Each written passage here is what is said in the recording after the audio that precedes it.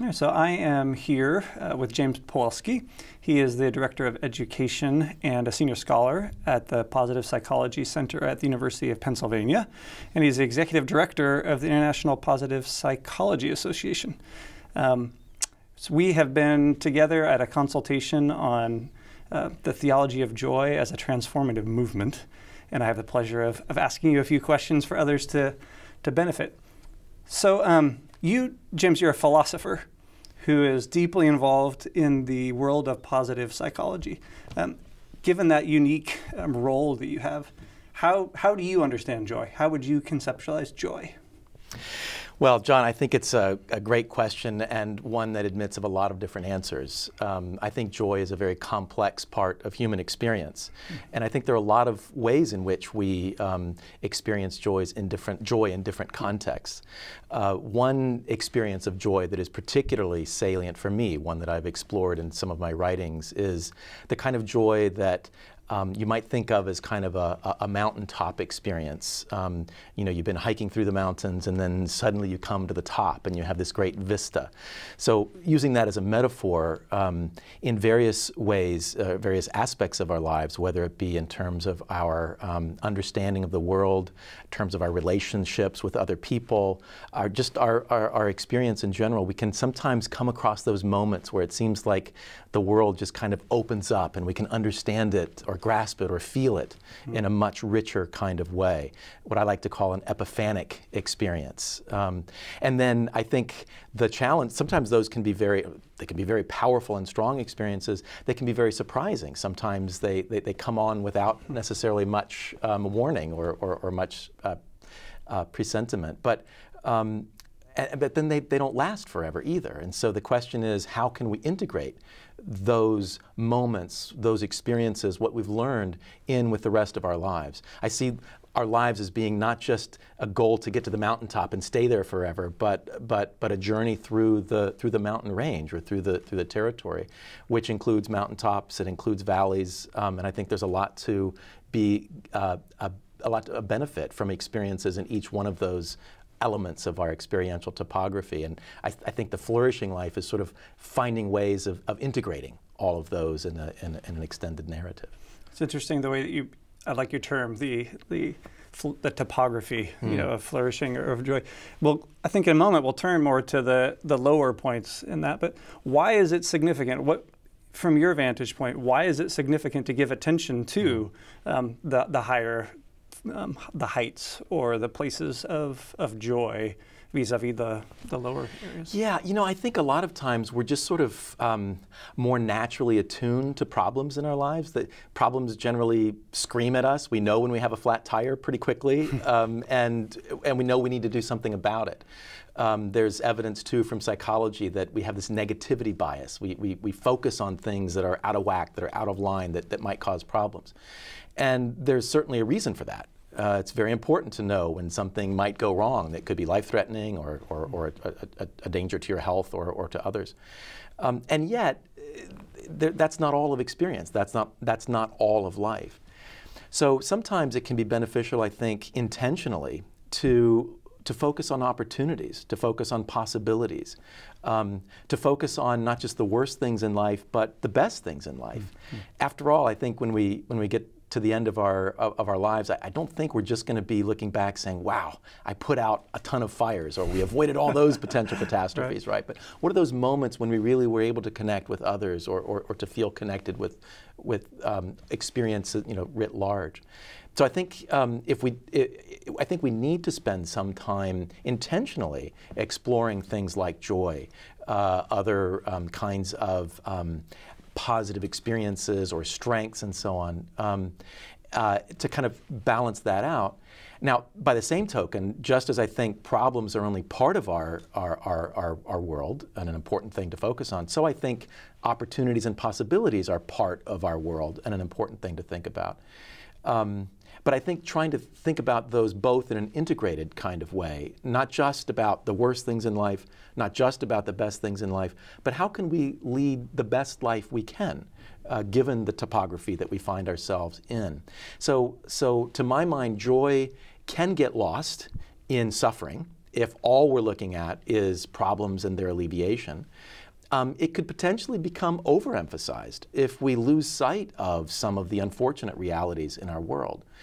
And so, but then contextualizing it, balancing it in this focus both on the challenges and the opportunities of life in the context of the question, how can we lead the best life we can for ourselves, for our communities, for the world, I think is an important way of looking at the question. So it's interesting you use the term balance, a balance of attention between the positive and the negative, or the less, at least the less positive. Right. Analytically speaking, what are the benefits to an understanding of the positive that come from that attention to the negative? How, so the balance seems significant, but also seems like attention to the negative would shine light on the positive. Attention to the positive would help shine light on the negative. How do you relate to those things? Yeah, so the positive and the negative, they're very interesting concepts. Simon Blackburn, the philosopher, defines polar concepts as concepts that we can't understand except in relation with each other, right? And I think the positive and the negative certainly are that kind of concept. Because when somebody says positive, like the first thing you think is, well, what about the negative, right? So I think there can be a problem if we simply try to separate out the positive and not think of it in connection with the negative. It's also surprisingly complex and tricky to try to negotiate that. I don't think we have an adequate conceptual mapping yet of the territory of the positive and the negative. I think a couple of thoughts along these lines can be instructive. So we can think about the positive domain as including various modalities or various modes of attention. So one mode might be promotional, right? So if we say, wow, joy is something that is such a wonderful human experience, we'd like to promote that, right? But another modality within the positive domain, it seems to me, is preservation. So the health that we enjoy right now, we want to preserve that. So how can we make sure that we maintain the good that we have?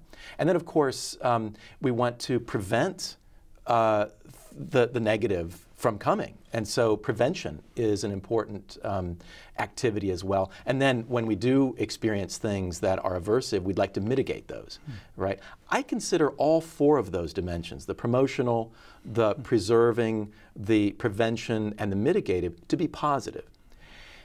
They're positive, though, in different ways. So the promotional and the preserving, I think of those as being directly positive, and the prevention and the mitigation as being indirectly positive.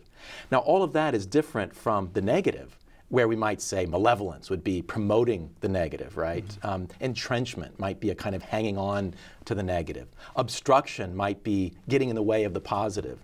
And destruction might be a way of tearing down the positive, right? So again, it's a complex domain, I think, and the point here isn't to single out any one of them and say, this is all we need, we don't need anything else, but to get, again, a sense of balance. And are we spending the appropriate amount of time at each of these directly and indirectly positive levels? And if not, how might we direct our attention in a way to bring greater balance? Very, very interesting. So this is a slight twist from what exactly you're talking about, but one of the things that comes to my mind as you're sharing is that this has been part of a Theology of Joy project.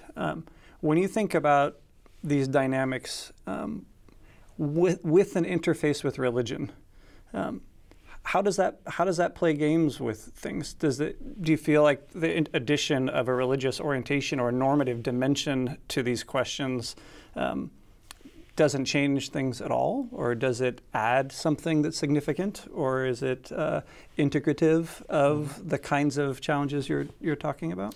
It's a great question, John. So I think in some sense it's of a piece with other kinds of considerations that are going on right now, and in some sense I think it brings something quite new and different. Let me explain more what I mean. There's an interesting, I like to call it the eudaimonic turn, or the positive turn, the turn towards well-being that is being experienced in a number of different disciplines today. So positive psychology is the one I'm most familiar with. Some 15, 20 years ago, Martin Seligman, as the president of the American Psychological Association, said, we've been spending so much time as psychologists focusing on pathology, and that's important. But what about focusing on the strengths, human strengths and mental health? Shouldn't we be doing that as well, right? There's work in economics, for example, with the acknowledgement that our tendency to use gross domestic product information as a proxy for national well-being is simply inadequate. It was never intended, GDP was never intended to measure well-being, right, in a nation.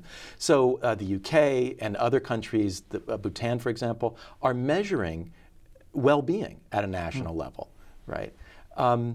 And helping to, that data helps to inform policy in terms of what decisions the government should be making. There's work in positive organizational scholarship. So from a business standpoint, do you focus on what's wrong with this company? How can we turn it around, right?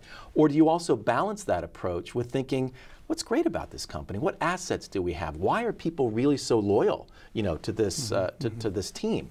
And again, that helps us to take a more comprehensive approach to getting to where we want to go. And so I really welcome these initiatives in theology, which I see as maybe cousins of work in these other domains as well. And there are others that we could talk about too, not just the three I mentioned.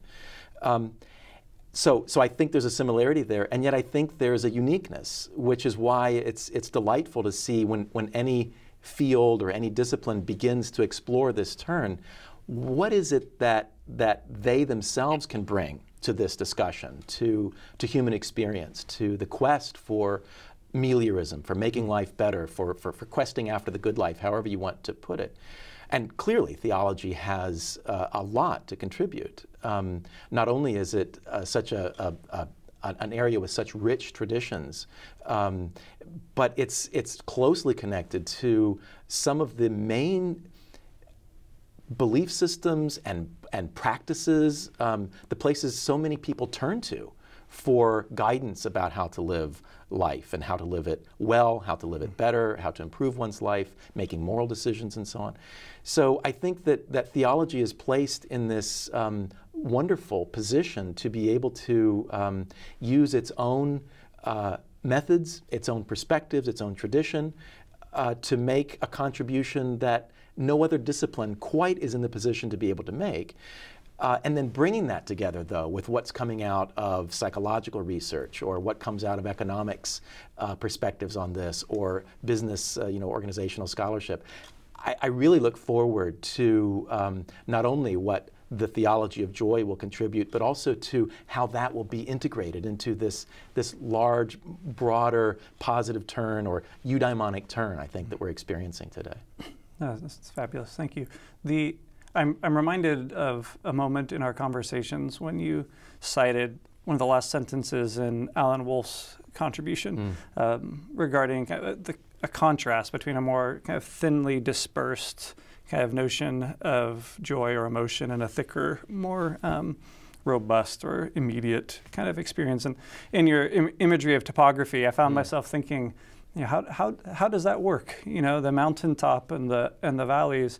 And as a parent, and as often been referenced in our conversations, thoughts of children, observations of children, experiences with children is often a reference point immediate reference point for people when they think of joy. I imagine something like the times I have joy with my daughter or with my son being more like sitting beside a stream kind of on the hike than kind of the experience of the mountaintop itself. How do you understand those types of distinctions? Yeah, again, I think there are a lot of different kinds of joy, and just two that strike me as I think readily recognizable are the kind. There's a kind of joy that gives you zest in your step, right? You're so joyful, you're maybe even skipping along, or you can hardly contain yourself, right? It's just so zestful.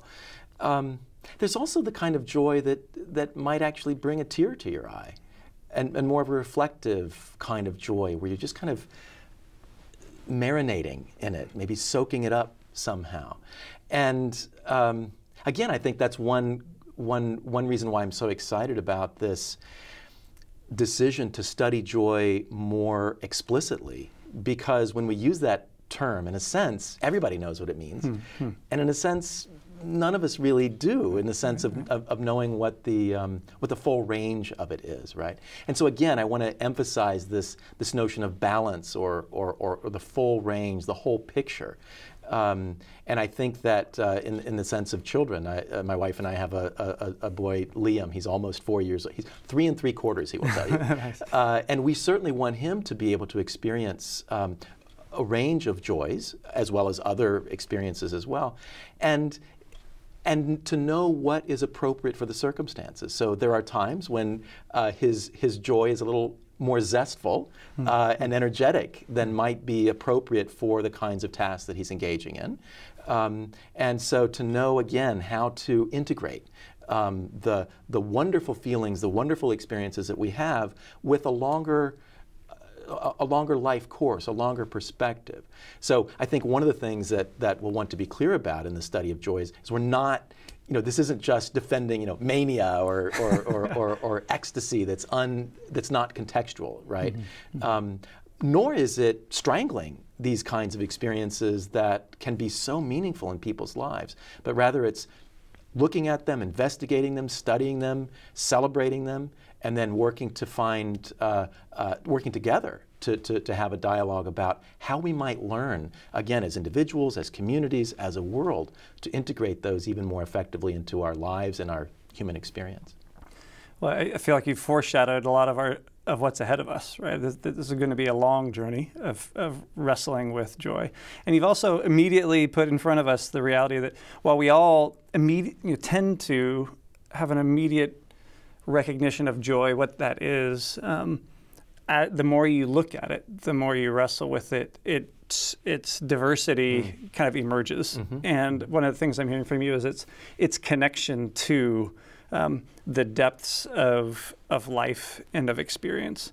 And I appreciate your pointing that out. Thank you for this time. I appreciate it, Jim. Thank you so much, John. It's been a pleasure. Thanks a lot.